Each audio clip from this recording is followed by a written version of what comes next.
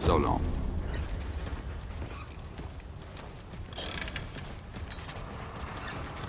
Ah, good to see you again.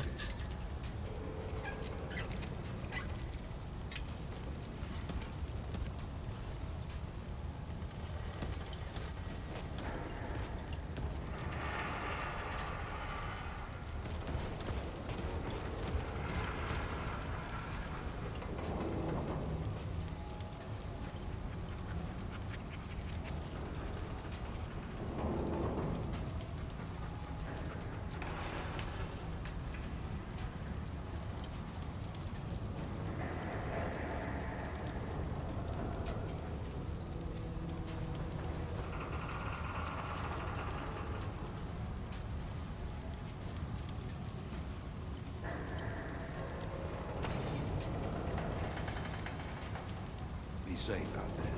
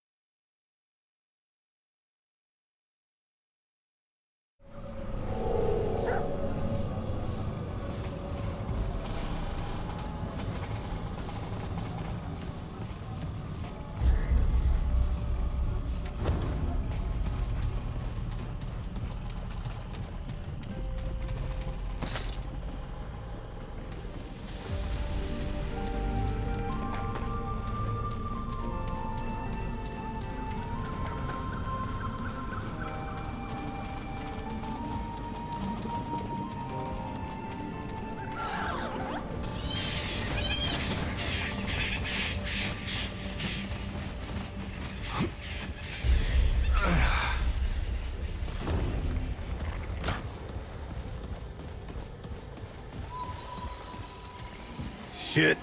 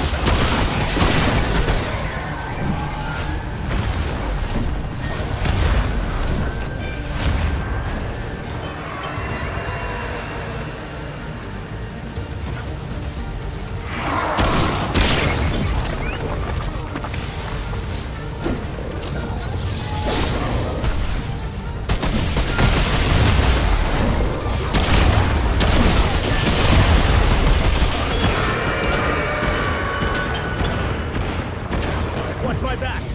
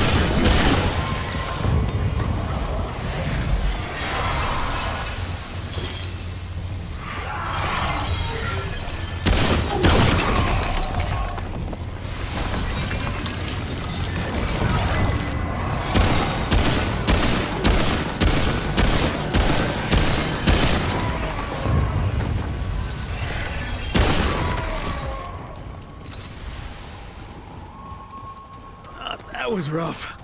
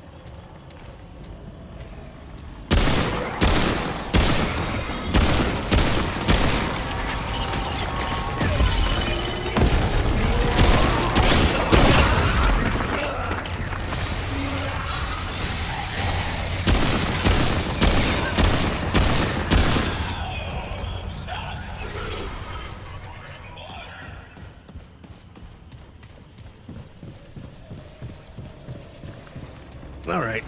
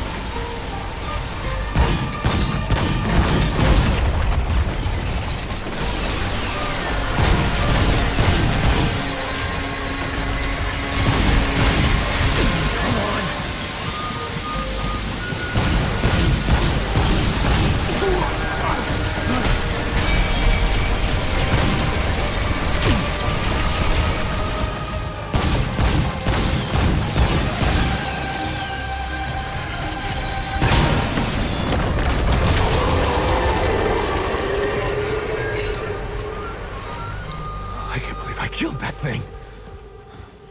I mean, would Clementine have even come this way? Yeah, I'm pretty sure that thing would have been dead if she did.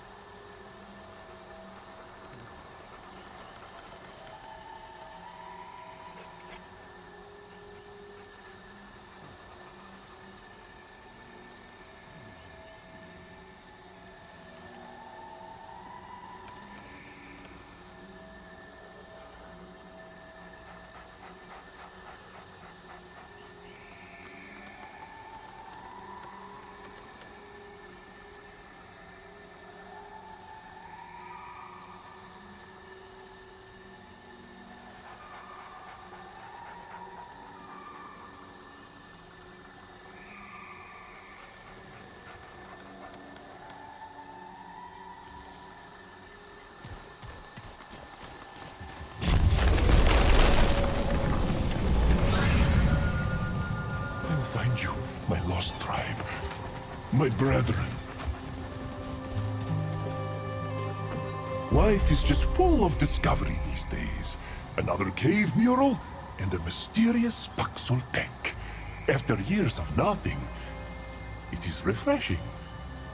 Ah, yes, hello! I am Rothinder Rachenwort. Ah, yes. Of course. I can tell by the bemused look on its face that it struggles with the Pan language.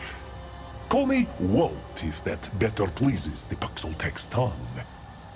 Now, it must excuse me. I have just made an exhilarating discovery. The implications, the possibilities, it is overwhelming in the best of ways. Excuse me, I have a tendency to get carried away. Does my Paxultech friend need something? That is the way. What is on its mind? Walt is right here. Together we will unravel the mysteries of the lost tribe. Do not doubt it for a moment. Listen well. Thalos survived the plague that had long haunted the Pan. After falling ill, he began hearing an unusual sound that seemed to come from the ground itself. Music. Strange music, with no instruments or voice to carry it. He ventured out to find the source. What he found was her, Lydusa, a goddess of stone. In exchange for a year of companionship away from his people, she promised to cure him and give him the means to cure the others. He agreed. In his time away, the plague had ravaged his tribe. But he was able to save those who remained and start over anew.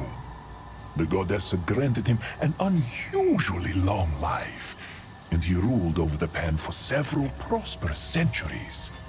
The Pan worshipped their new goddess, building a temple and singing her praises. Here is the exciting part. It is said that she grew fond of the Pan and actually taught them how to use her power over the living stones. Yes. Yes, it does. Everything, as it were.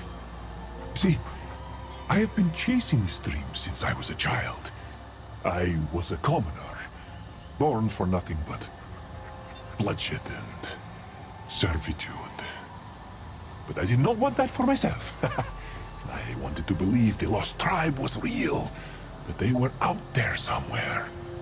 So I studied, became as clever and useful as I could, and at a young age, I was chosen to serve Genus herself. After many years of loyalty, I was assigned to a mission to explore the uncharted jungle. It was the chance I had been waiting for. So, here I am, chasing my dreams across cave and jungle. And finally, I am nearing the answers I have long sought. I am on the trail, my friend. They could still be out there. Or if not, perhaps the secret of their power over stones. I know what I am speaking of. Out of everyone, I am hoping my friend will trust me on this. That would be a first for Walt. This could change my life, change our whole society. Oh, but one step at a time. I must not get ahead of myself.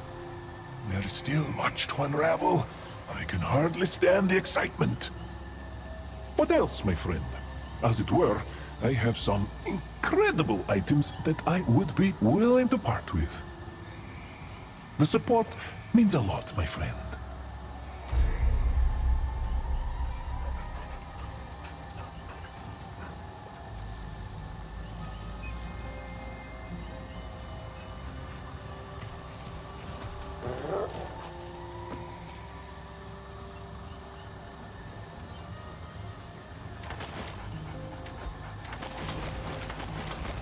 Until next time, my hornless friend.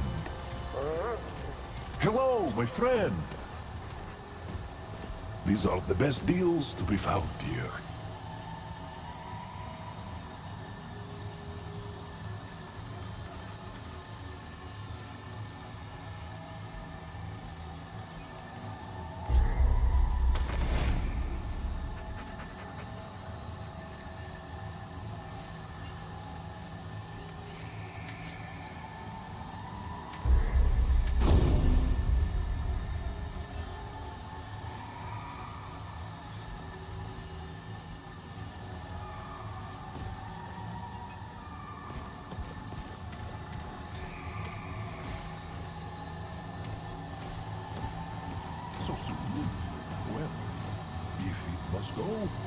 must go.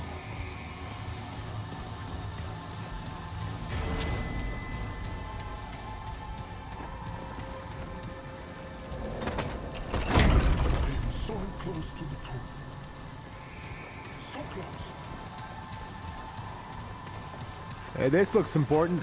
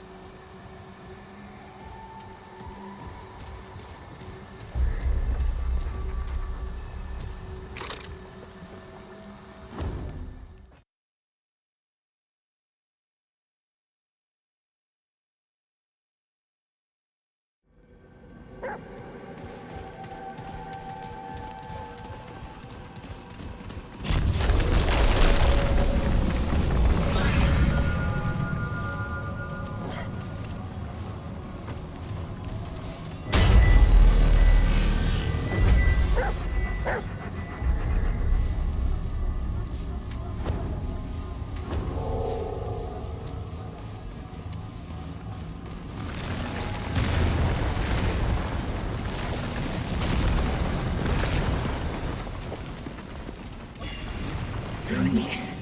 Era. Os. Zayat. Huzo. Nas of. Nas Hamzul. Es era. Zan.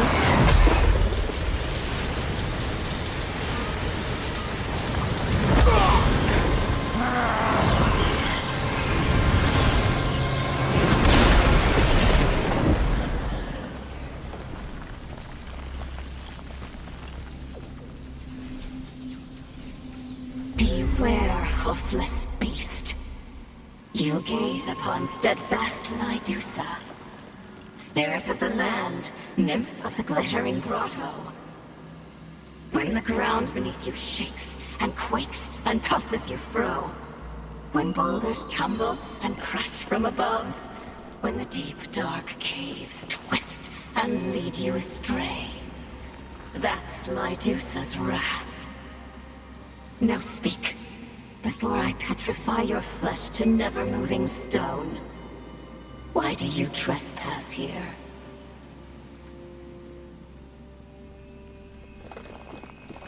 Friends. There are no friends for you here, beast. No friends, no spoils. There's nothing left to take. There is only shadow-hearted Lydusa, and that which I seek. The wicked beasts, the hooved ones.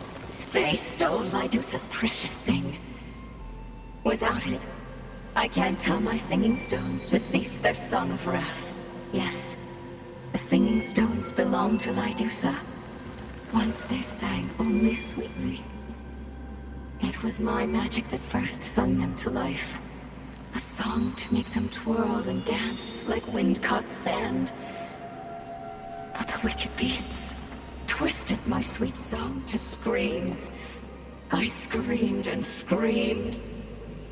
Now, poor Lydusa has lost something precious. The beasts stole it and locked it away. I can't sing without it. You, hoofless beast, will find my precious thing and return it to me. Do you feel the stone flesh within? I don't remember. But it was precious to me. And it was sundered. Stolen. Without it, I am shadow split. I am not me. I am not Lydusa. When you find it, beast, you will know that it's mine. That it is precious. Now go, before you become petrified and useless. I have long tired of mortal curiosity. What happened to them? What happened to them?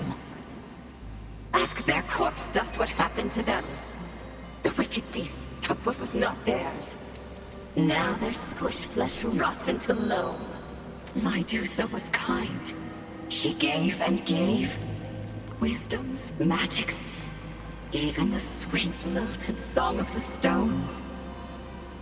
But it was not enough for the beasts. Never enough. Not even in the end.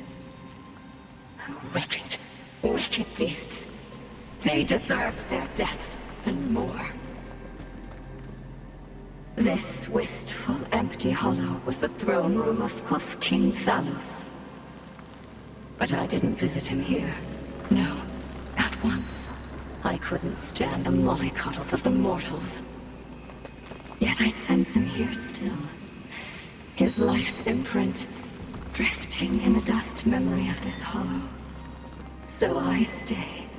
My Thalos, son of Colgate and king of the Hooved. He arrived at this land lost and blighted, and one day stumbled upon my sleepy grotto. He sung me the sad song of his people, fractured from their herd. Such a poor and pitiful beastie he was. Sweet-hearted Lydusa cured him of his plague blight in exchange for a year and a day.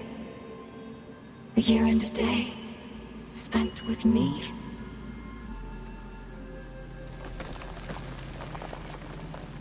Without her sisters, poor Lydusa had grown so lonesome.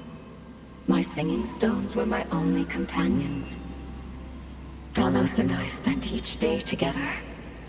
I taught him the song of the stones, and we sang and danced atop the cliff tops, from dawn till dusk. Our bond peaked higher than the mounts, more and deeper than the depths. A bond no other beast could ever understand. Oh, how I did not wish him to go. But he was a Hoof King, and his people were his heart's grotto. He returned to them, and as a final gift, I taught him the cure touch for his people's blight. He built me a temple within his golden city, and he would visit me again and again, for I would not allow his life song to fade. But then, he was taken from sweet Lydusa. Taken. Stolen. Taken by the wicked beasts. Terrible wicked beasts. I will speak of them no more. The only one here, but not the only spirit. My sisters have all scatter-danced to the wind to spread flower bloom and newborn springs. But I can't. I cannot go, beast. Not until I take back what is mine. Not until I'm me again, unbroken from all these pieces. Made whole. Until then, I remain here. So that is the dreadful stench drenched upon you. Hoofed ones, here. No, no, no. They should all be gone. My singing stones will crush this wonder hoof. This beast is as naive as a newborn pebble. The hoofed ones are all muck and dirt water on their inside. Soft, sweet Lydusa taught them the song of the stones. Singing stones to heat their food pots, cradle their little ones, carry their packs. Yet still they took, still they stole, still they hurt. I too trusted them once. I thought them harmless. But only lovely Thalos was a gem carved from a different rock. And the wicked ones took him too. This Wanderhoof had dare not intrude upon Lydusa's secret place, or my singing stones will shred him through. Then why are you still here? So long, beast. I won't lift my curse touch until you find my precious thing.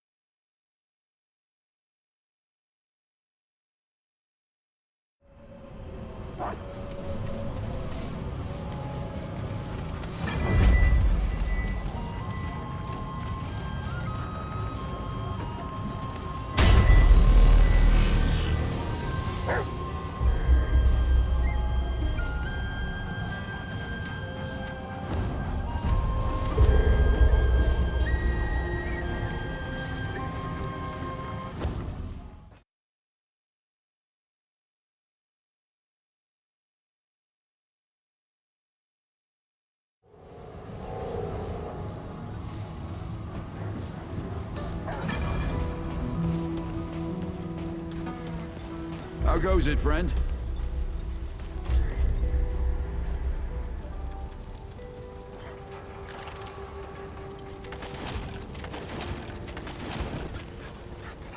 Be safe out there.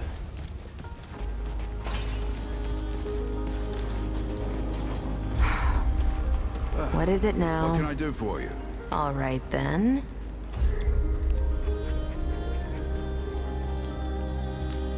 Take care, my friend. Okay, that's all you get. Bye now. This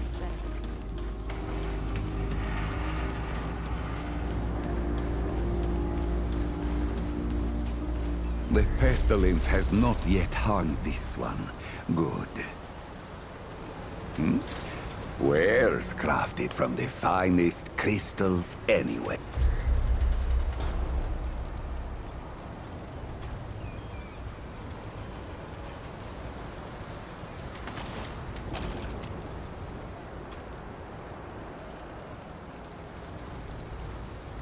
Farewell.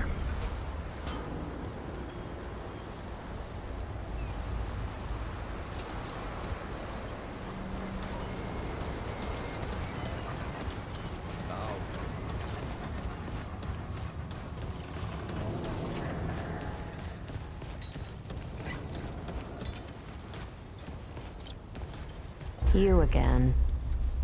What do you...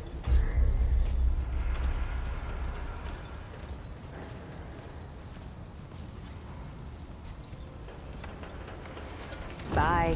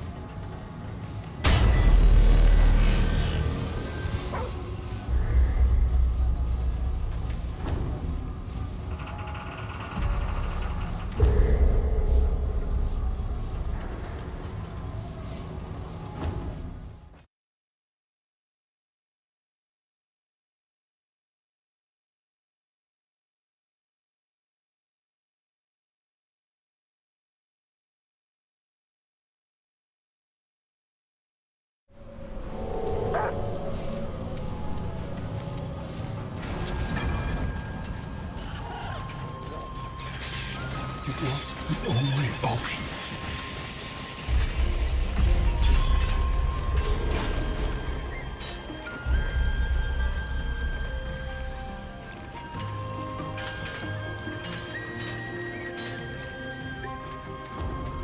They had no choice. Sometimes one must do what must be done. They had no choice. Oh, ha! Forgive me, my friend. I have a lot on my mind. I found another piece of the story, and I am another step closer to the truth. It is tragic. Bloody. A betrayal, some might say. But they would be wrong. That is just the way of things. Trust me. I know all too well. Anyway, does the Puxeltech need something? I have new items on offer. Always questions. Never the answers I really need. Look, sorry. Go ahead. The priesthood was formed in service to the goddess. She taught them alone to wield the power of the living stones. Simple things only, from what I can gather.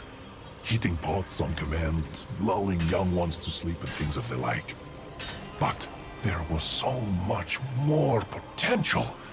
This divine power was right at their fingertips, but she selfishly kept it to herself. It must have been maddening. Yes, I'm certain it was. They made a plan to trap her. One day a year, she took mortal form and required Talos to lie with her. Our noble king was dubbed the Bloodless King because he never sired a child. It was because of her. He was under her spell. She was less powerful in her mortal form. So, when that night came around, they used their own ancient magics and captured her. Talos was enraged and fought back, killing his own kind.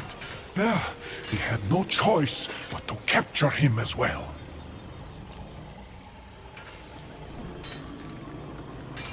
Talos was driven mad by the goddess. He would not listen to reason. So, they imprisoned him and took control of the kingdom. Knowing the goddess was fond of her royal pet, they bartered his life in exchange for the secrets of her power. They got what they wanted, what they needed to safeguard their society. Using her power, they were able to create living constructs to do their bidding. And so, the Pan went from living like savages to an era of swift advancement. Imagine having such power in the palm of one's hand. Power like that could change the fate of our people, even those deemed unworthy of the Thane fruit. It is tragic, but that is the way of history, of the world. One must rise from tragedy, stronger than before.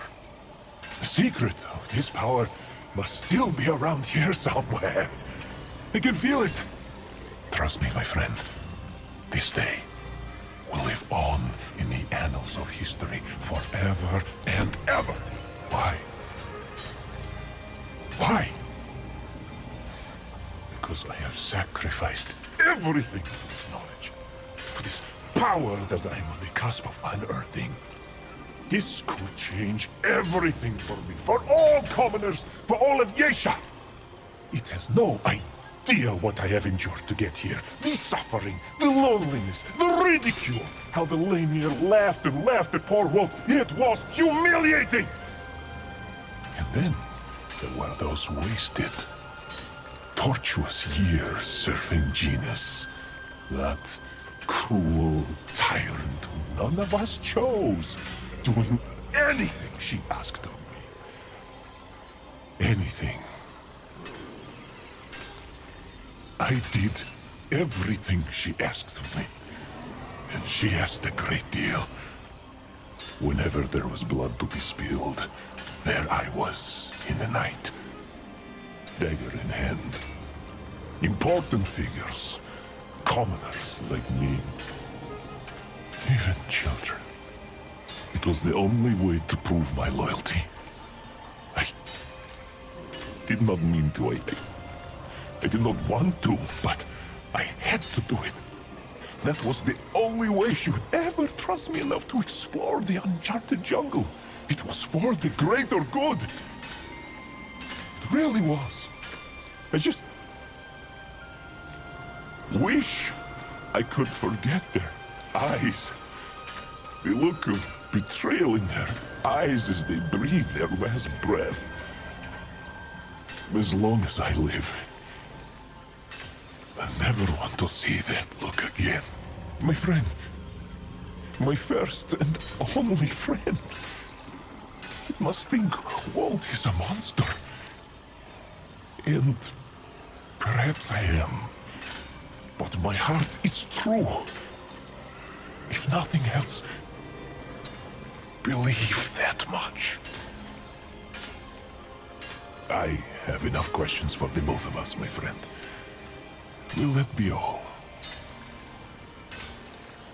Spend well. I hope my friend's journey is fruitful.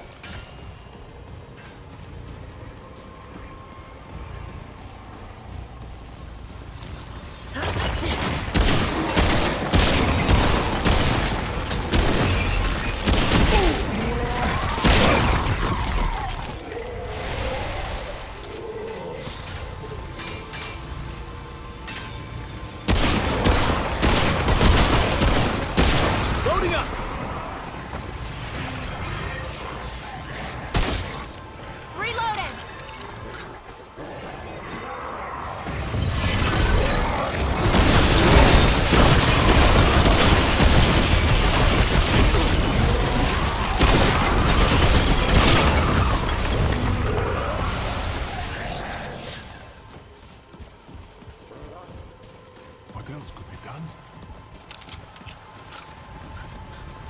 They're coming.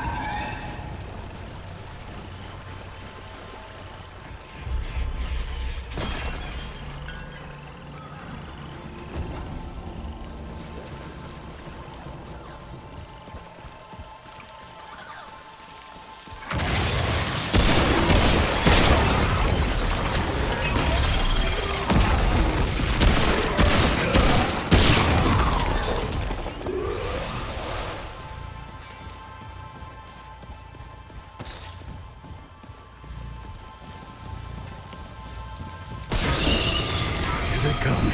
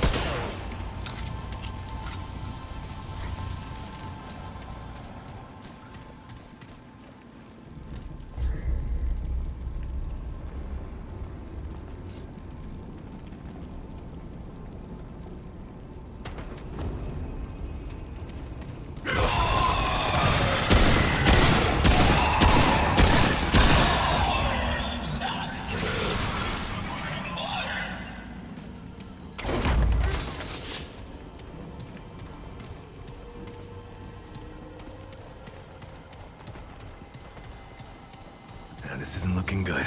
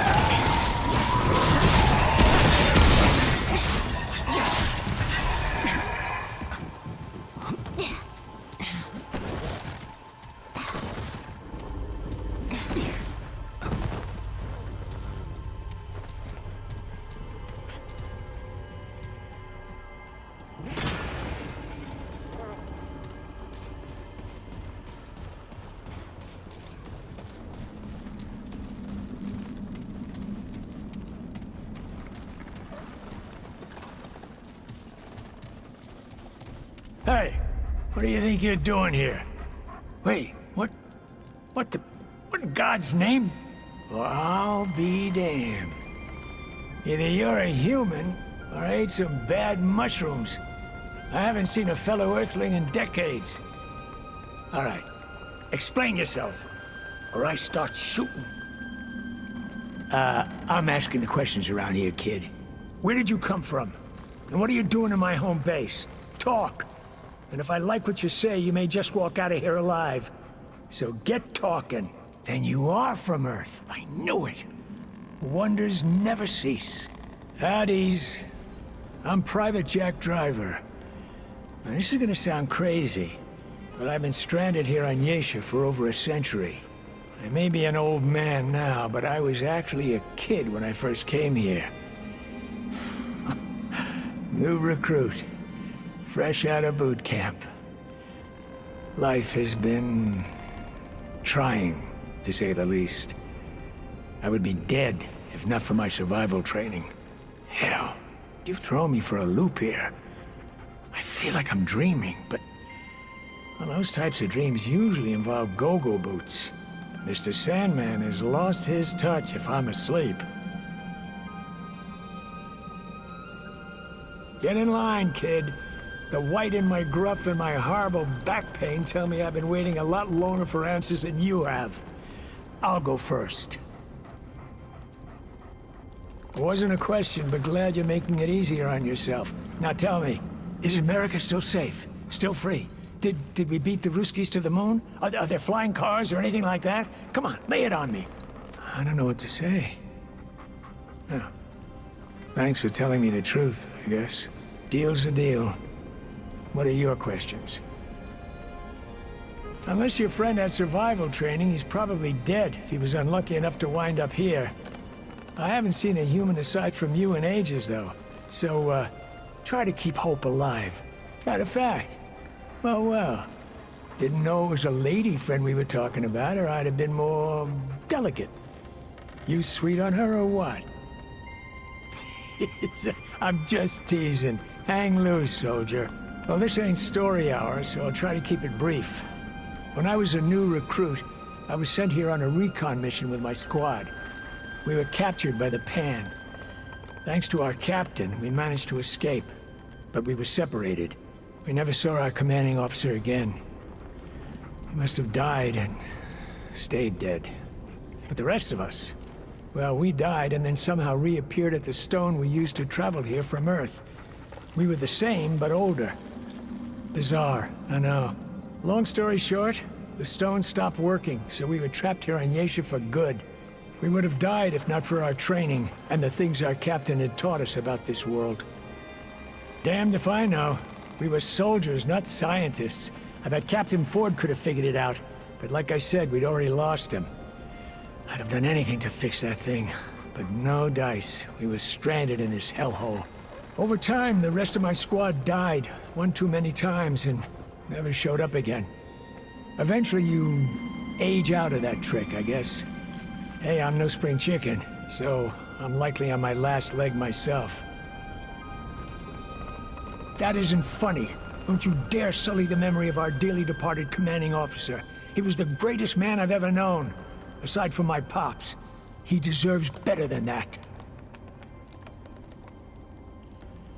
I never told you his first name. Holy smoke. Today just keeps getting weirder and weirder. Well, hell. We thought he was dead. So I bet he assumed the same. That or he escaped, but then couldn't get back through that broken stone. I know he would have come back for us if he could have.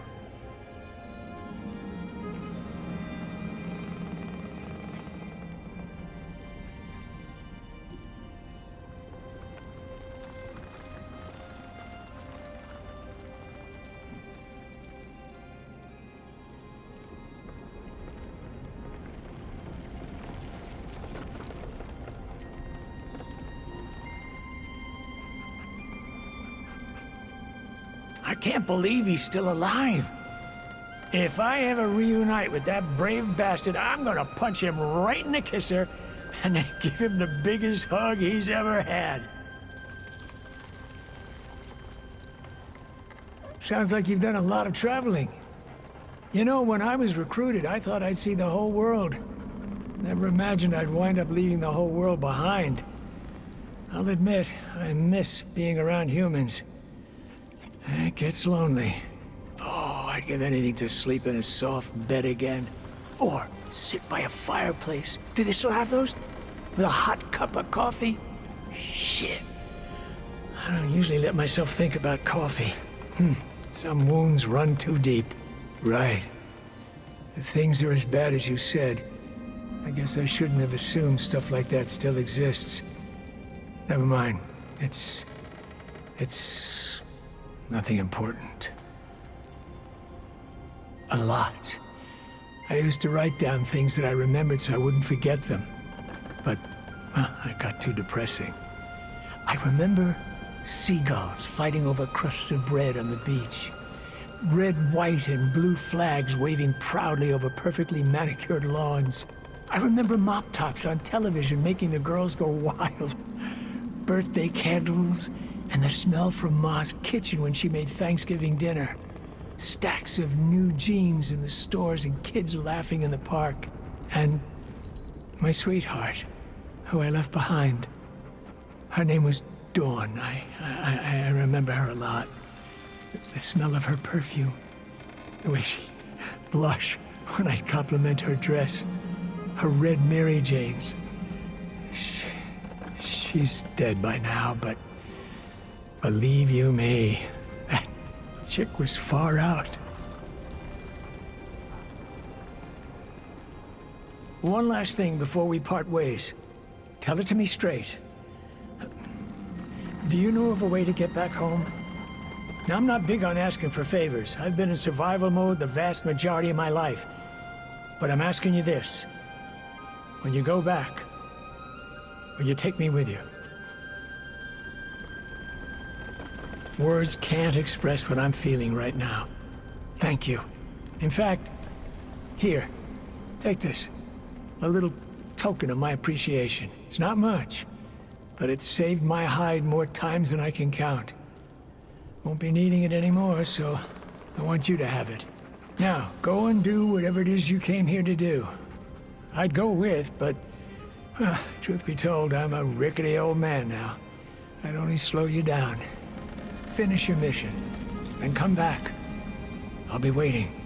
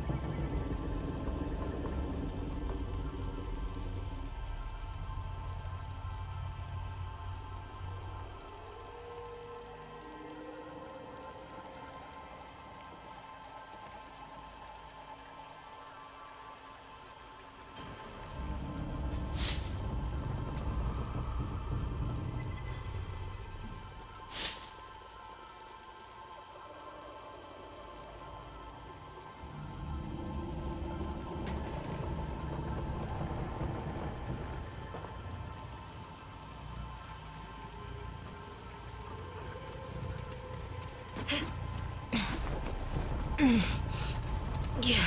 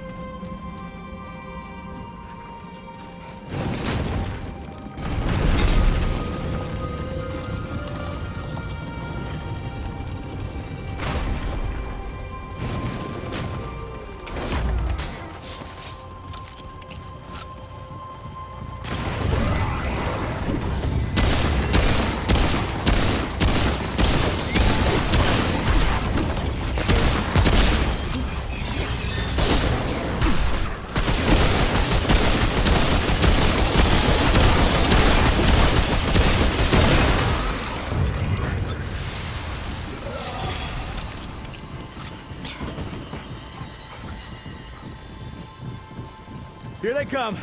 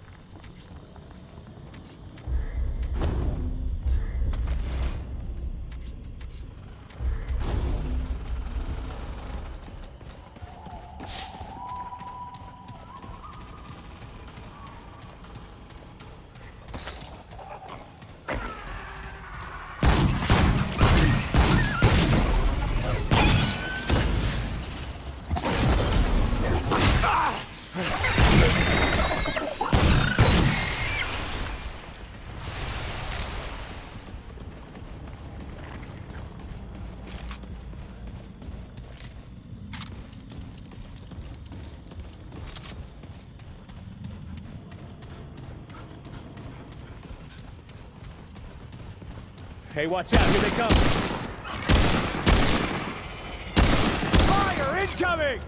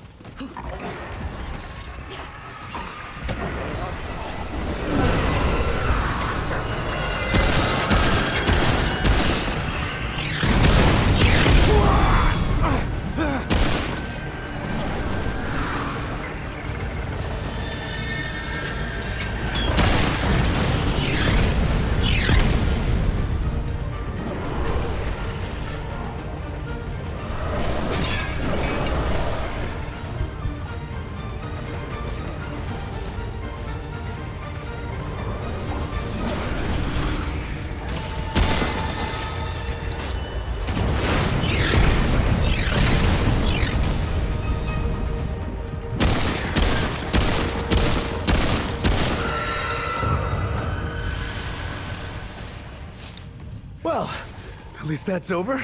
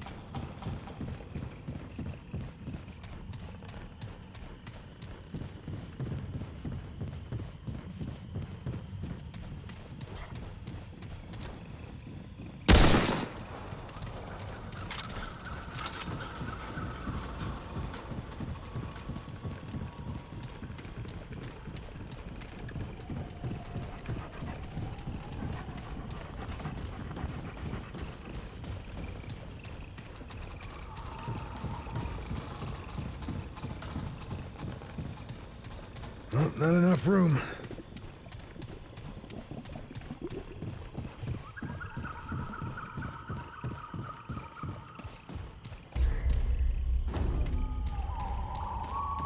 I can't carry any more of that.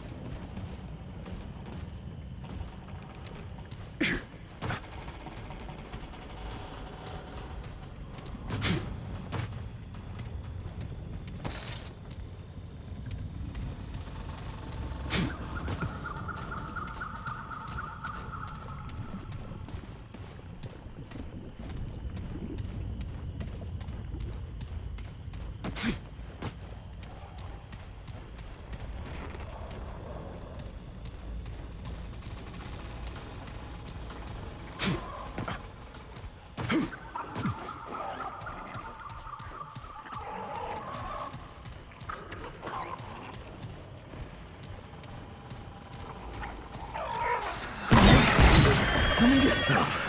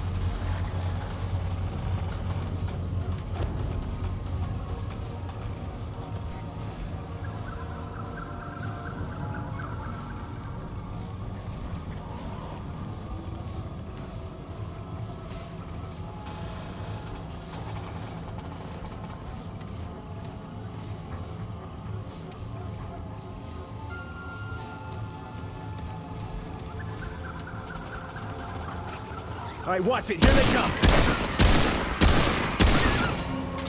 Watch out! Flyer!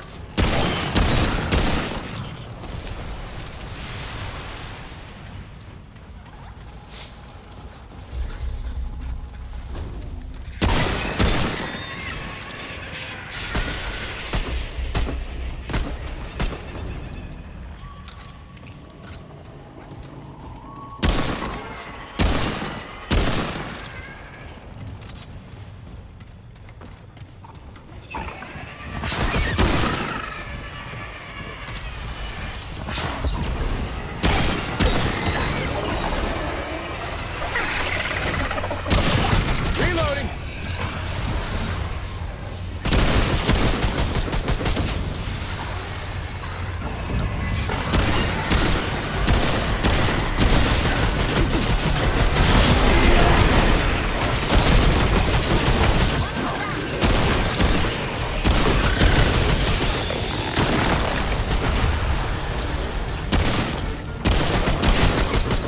Come on!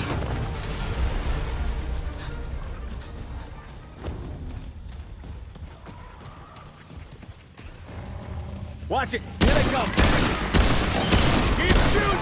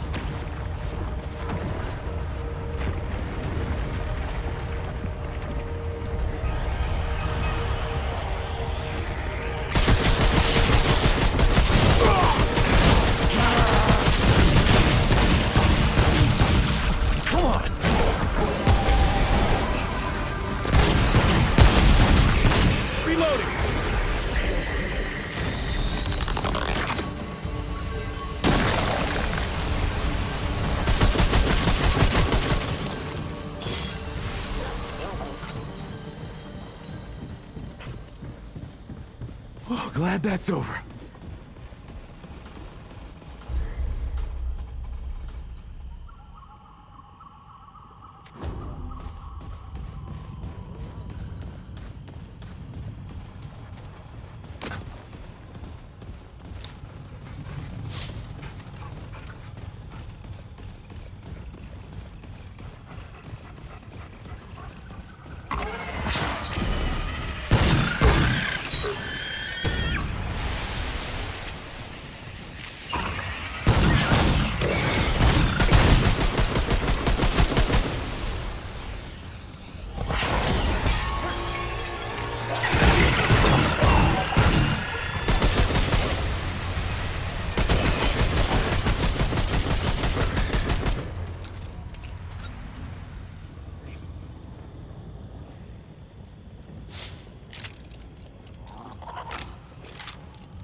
Okay, this is it. Don't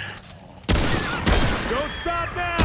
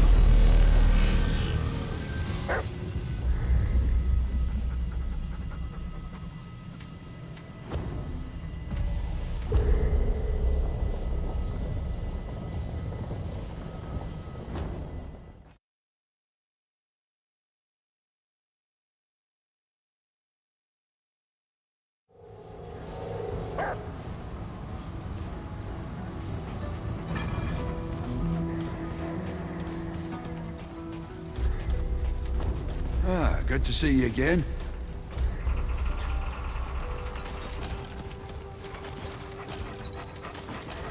Take care, my friend. Back from... All right.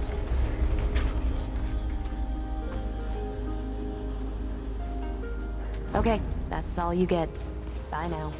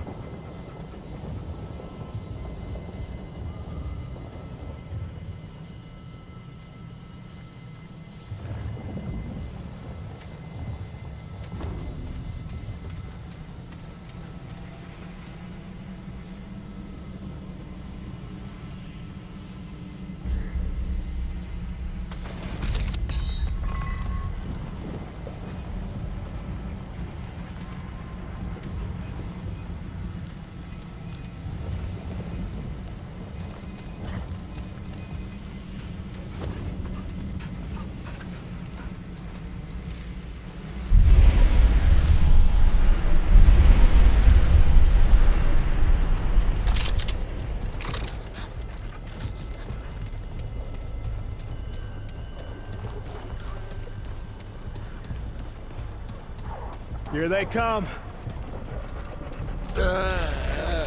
Blade and spear, shield and stone. To arms! They come!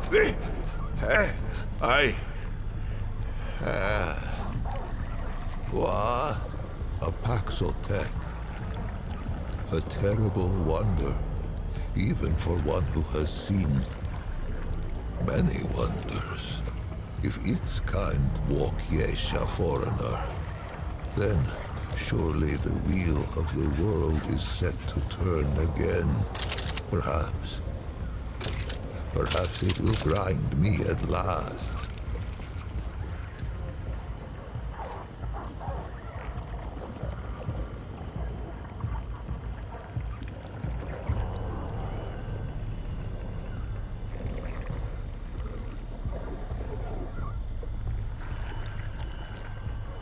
Pain now outweighs peace in the measure of my days.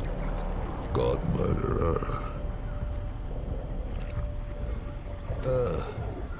The traveler tried once.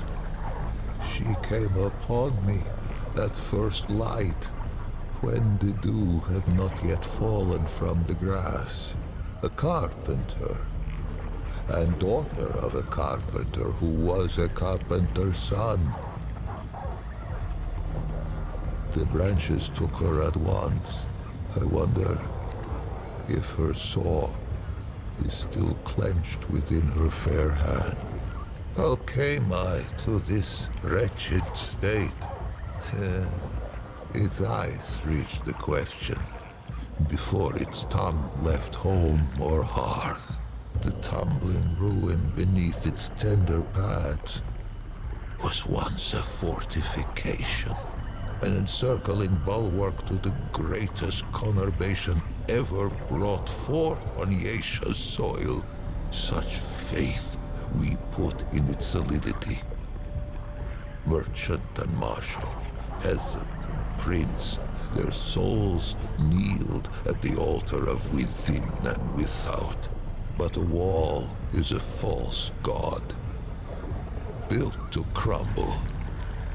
The only thing a wall ever truly divides is a fool from his wisdom. The rifts open swiftly.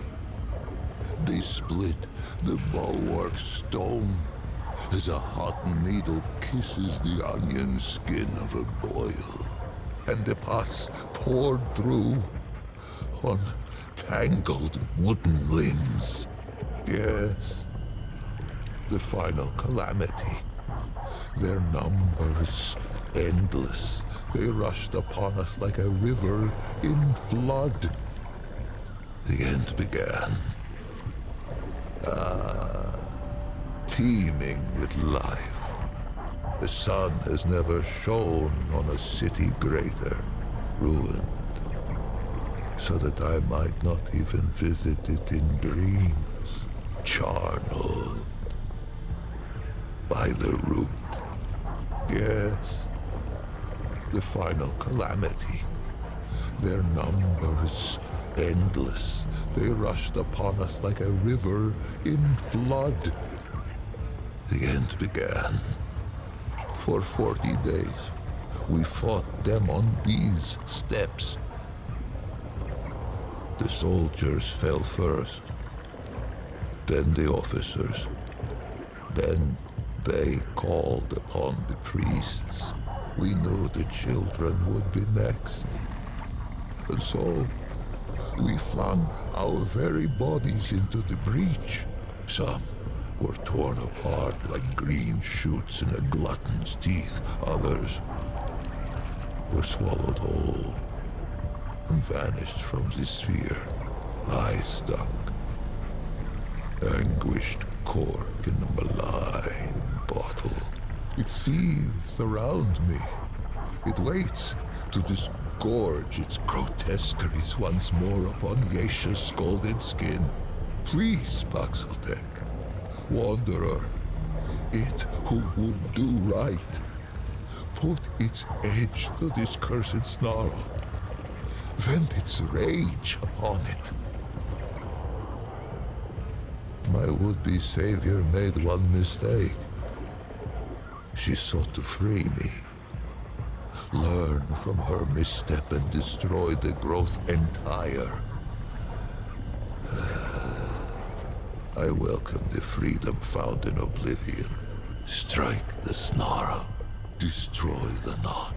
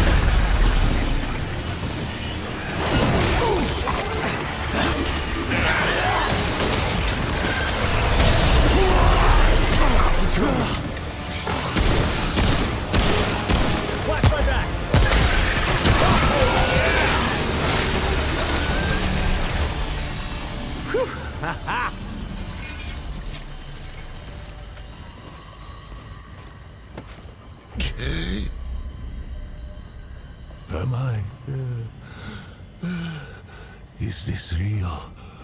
Or has insensate madness claimed me? Paxaltech. I have not tasted air unmixed with the foul humors of the tangle in an age's age, nor dared I dream that I ever might again, much less feel the soft touch of good soil beneath my hooves, or the kiss of the wind on my free fur. Faithless, faithless have I been, and yet Paxaltech came, with war in its right hand, and temperance in its left. The Paxaltech came, and I am saved. Two-handed warrior. It has my allegiance, whatever may come. Paxaltech have a gift for death, this much is true, but they are not all destroyers. Perhaps if it fights with us, perhaps the root may yet be crushed under the wheel of time. Take this, though it be a relic of we lamer, stewards of death. Wield it in defense of life. I think I shall linger here a while yet. Many are those who fell on these blood-soaked steps. No, some are now naught but bones. They each deserve the funerary rites of royalty. These I shall endeavor to complete with whatever time is left to me. If its road should ever wind this way again, grace me with a visit. There are yet tales of Yesha, I might tell it, if it cares to hear them shared. On the contrary, it has been ages since I felt so very much alive. Let us first be properly introduced. Once I was called Licht, foremost of the Lemir. High priest of the dead. How I gloried in that title. Would that I had known the irony. A funerary priest of the deathless, the highborn, one who wraps the powerful in glory, and a Muslim who seals the secrets of the eternal empress with sweet seed oil and with night sap. We guarded the flesh of the great and sought their resurrection. Among these trusted sacred pan, I was the utmost. For many epochs, the highborn did not fear the flow of time, for the fruit of the Thane tree kept it at bay. But there are other ways to die. Misadventure. The Eternal Empress dreamed of defeating this final terminus. If life could be taken, could it not be given back? The flesh was preserved against that question's answer. This was the province of the Lemir. But let us start at the beginning. Much would I have it know. And to know all, it must know what is first. Would it hear the history of the Pan? In the time before time, the Pan lived in the place that was. It is said that there came a great plague that ravaged the land so that the fields were seeded only with the bones of the dead and yielded only the cries of the bereft. With his flock drowning in woe, the leader of the Pan held forth a great decree. 100 ships were built to hold 10,000 souls, with their god of many faces cutting the waves before them. The Pan that were ventured across the Vilkmarza, the dark sea, through the long night. The Vaughnts prayed, and the Red Widows wept, for no one knew if the Dark Sea had a far shore. 100 days lit the 100 ships, and 100 nights drew their swaddling across them too.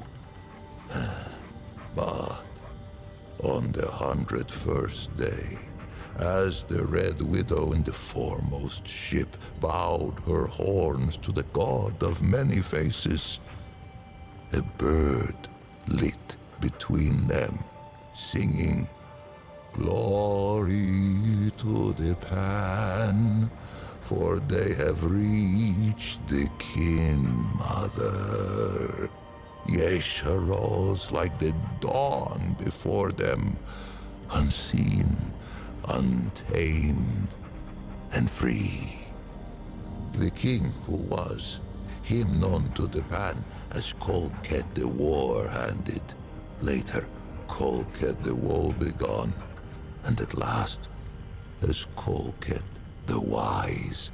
Quick of blade was he in his youth, a fearsome general who watered the tree of progress with the lifeblood of many enemies.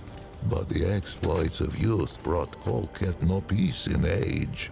They say he took the plague as fate's judgment against his warlike eye.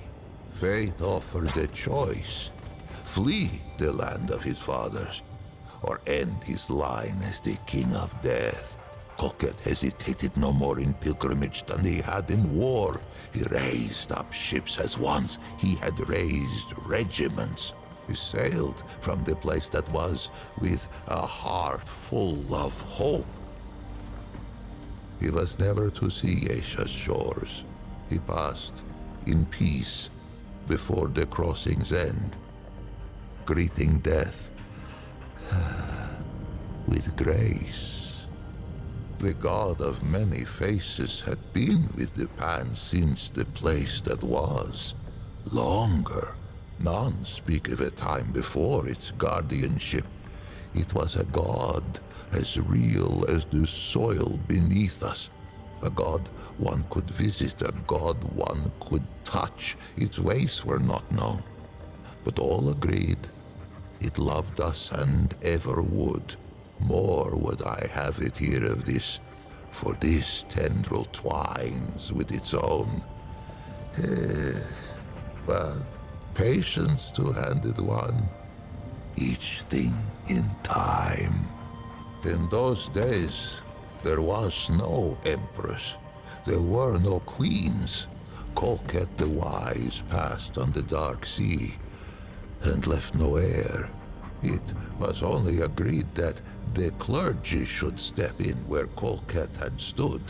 The Vaughnts spoke for the many-faced one, and the Red Widows spoke for the sun, stone, sky, and stream. It had been ever thus. Now, they linked hands to cradle the destiny of the Pan. For 80 days, the Vaughnts fell prostrate upon Yesha's unfamiliar shore.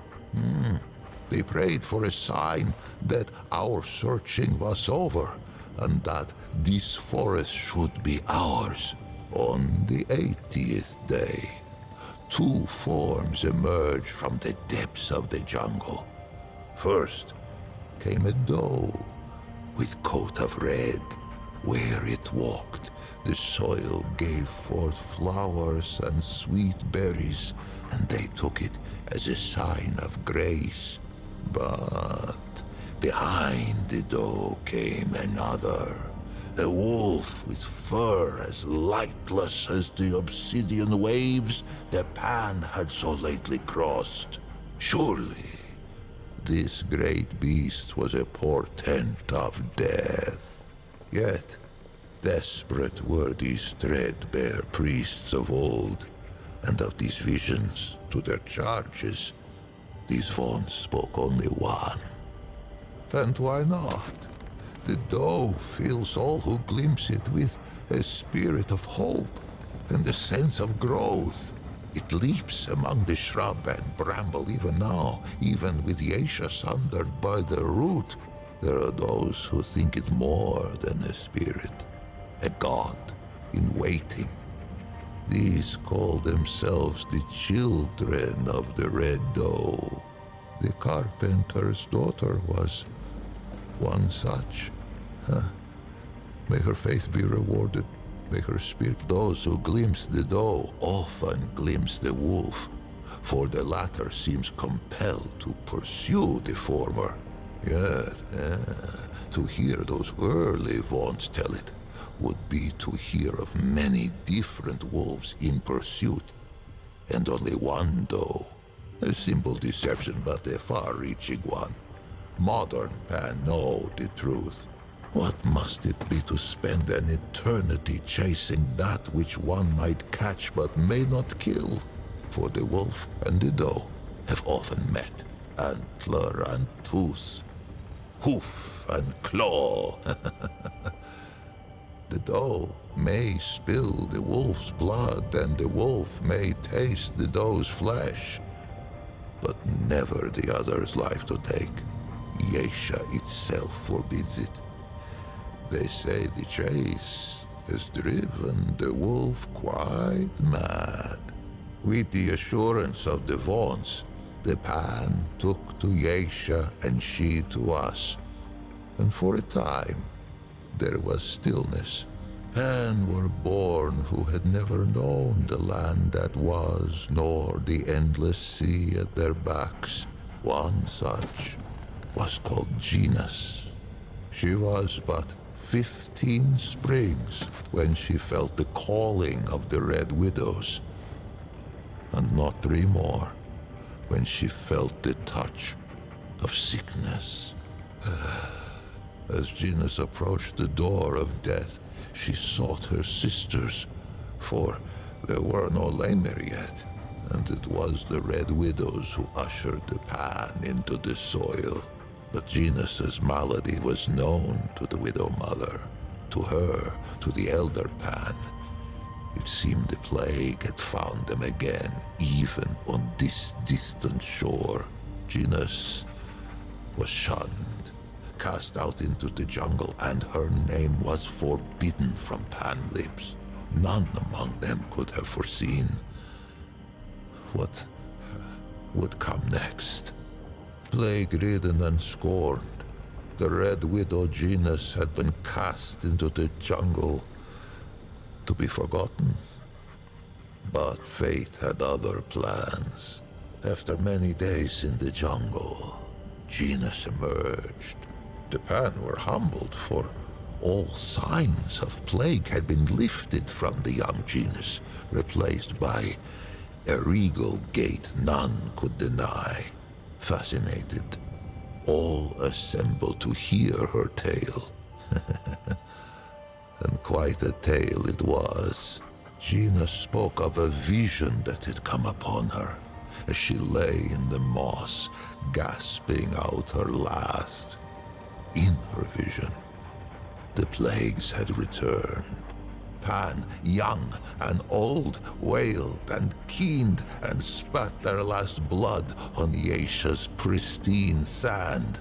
But then, when all seemed lost, a great tree rose out of the jungle, strange and wonderful, and heavy with luminous fruit. This tree, the Thane, she named it, gave all who ate of it a life unending. The Pan embraced it, and their glory stretched on for 1,000 epochs. Genus rose to power on this. A spire built of words. By spreading her message of doom and salvation. The Red Widows were easy converts, inclined to believe their sister, and eager to spread her vision to all the Pan. In time, they held more sway than even the Vaughns. It was a great shift.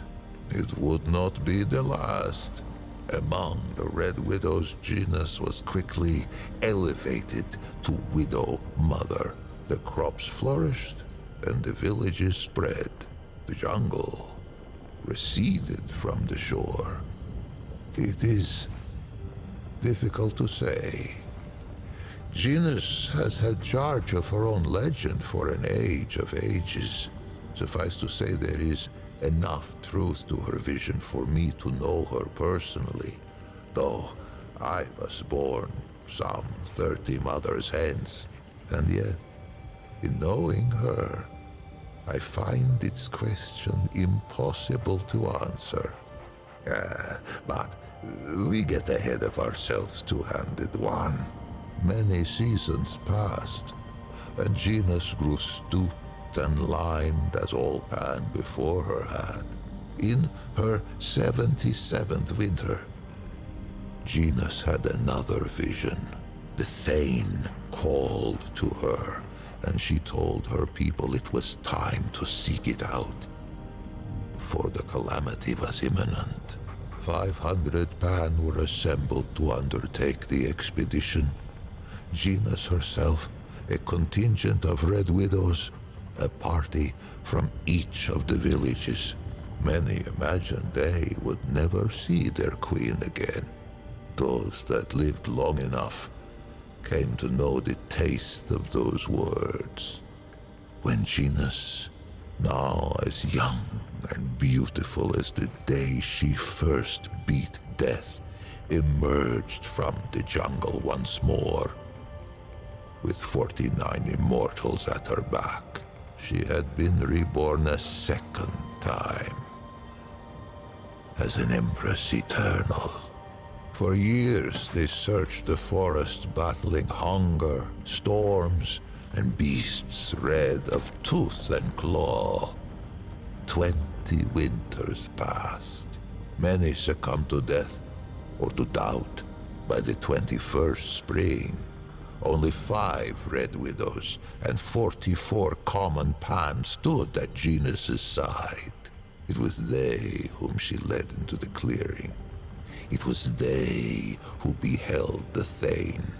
It was they who tasted the fruit and felt time's weight fall from their shoulders. No plague has touched the Pan since, but calamity wears faces nearly as numerous as our god of old. Unless I am much mistaken, the Empress lives yet, for no funerary smoke has filled the sky above her ziggurat. If the Pan vanish from Yesha's soil, I imagine she will be the last to depart. With death thus leashed, the eternal Genus and her immortals brought forth an empire heretofore unknown. Great ziggurats were hewn from the living rock, and at their feet grew great cities lit by arcane magics. Genus's prophecies all came about, save one.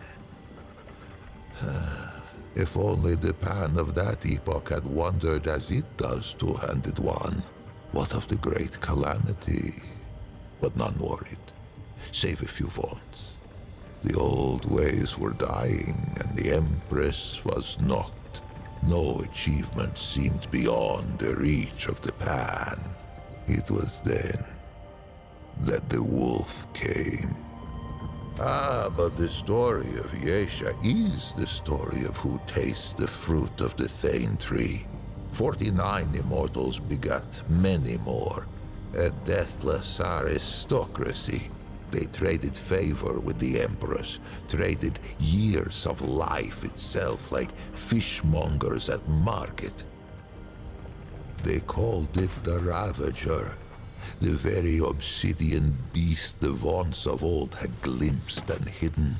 It sprang from the jungle as sudden as a squall. It made no more than mutton of the bravest warrior. Fear fell like night across the empire. Death roamed Yesha. Ravenous death none could tame. There were those who would have seen the beast slain, but the Ravager was never much glimpsed that the Red Doe should not follow, and vice versa. The green things of the jungle sprang from the Red Doe's feet.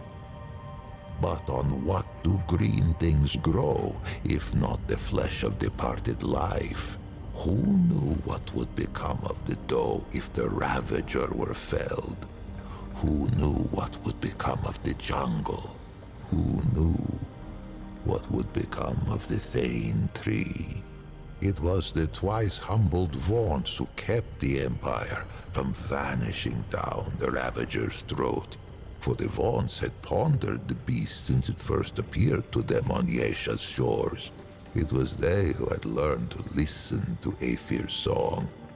They who learned to appease the Ravager with tribute, with dance, and with music. Balance returned, and the wheel of time rolled on. The song of all living things. It permeates our forest. It whispers in the leaves, thrums in the soil, shines in the sun, babbles in the stream. The Vaughns devote themselves to the song's mystery.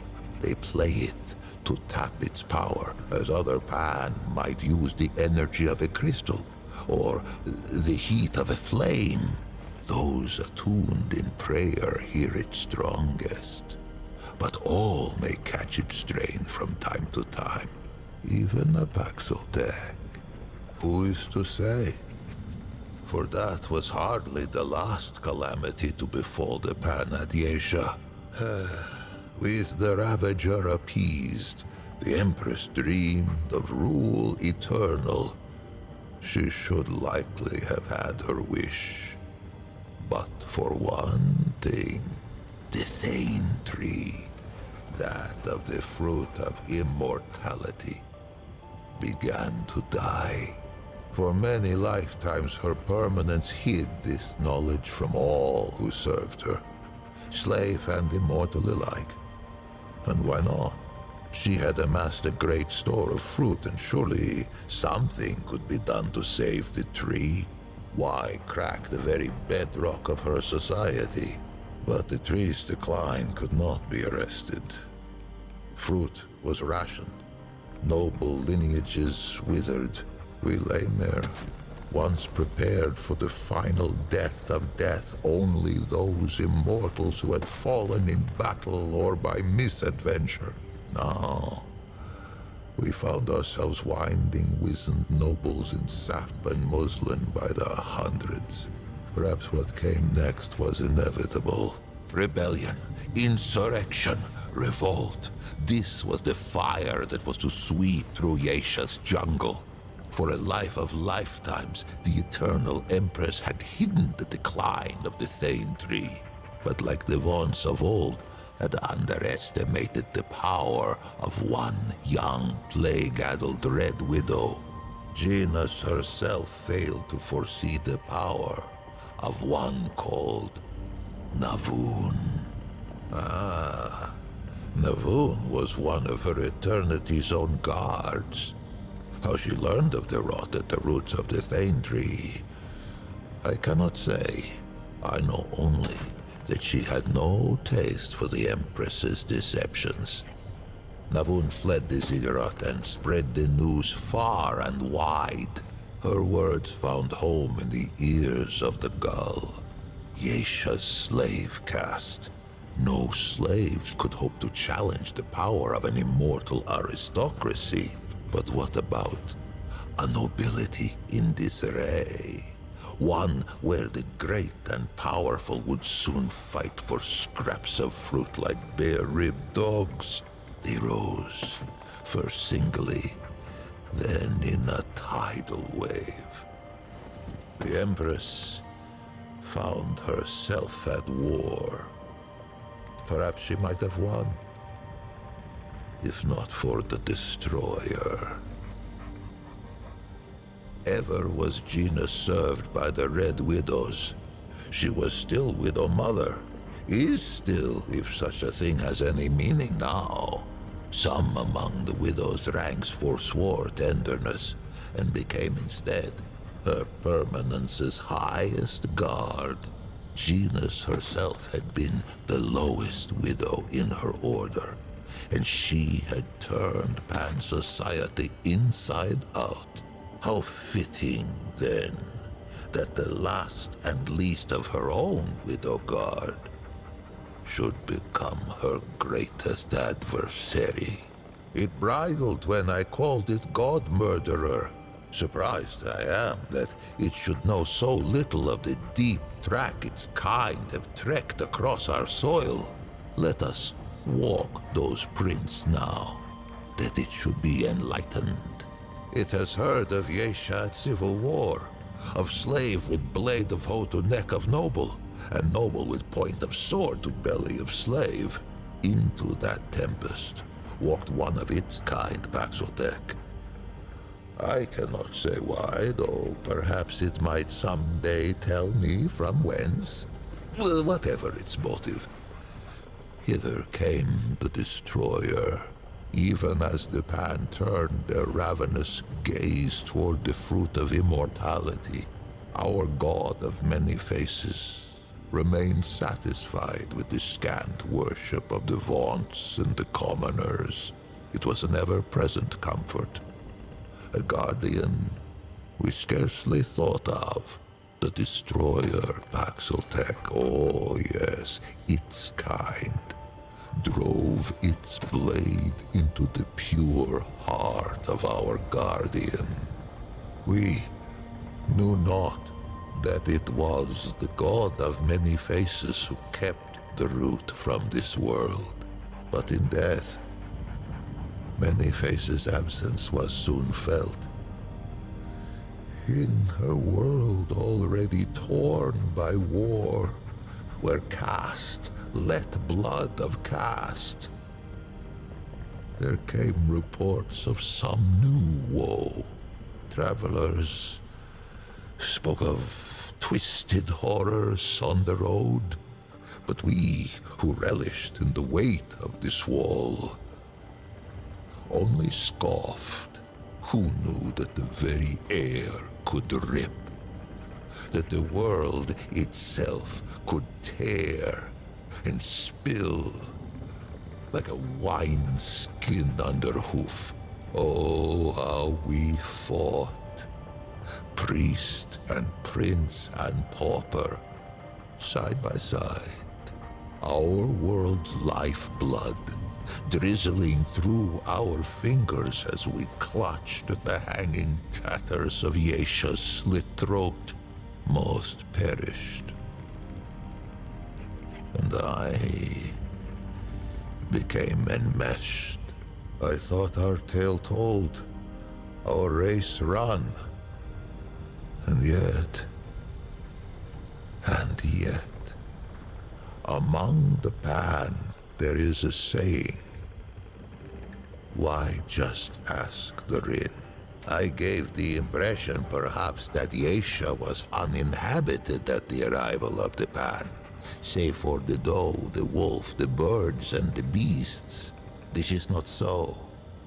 The Rin slink Yesha's canopy on leathery wings. Perhaps they once thought to defend their forest. But lash and lure put that to rest. Lash in that no Rin could hope to withstand the onslaught of energy we Pan have learned to draw from Yesha's native crystal. The Flying Ones have no talent for crystal craft.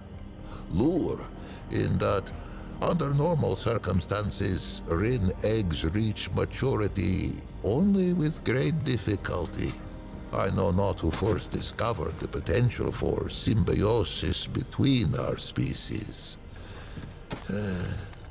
Only that it is a whimsical god indeed who sends the most precious resource one kind could hope to acquire out the hind end of the other.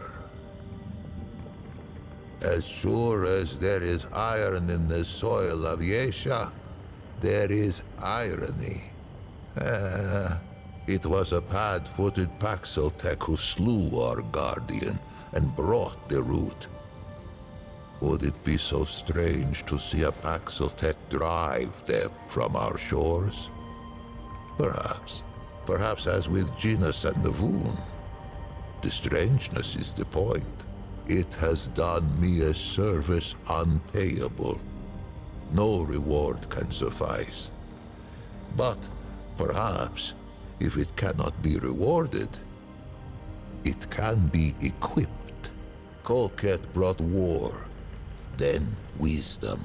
Its forebears brought the root, but its wisdom stayed the flames, that I might live beyond the hated knot.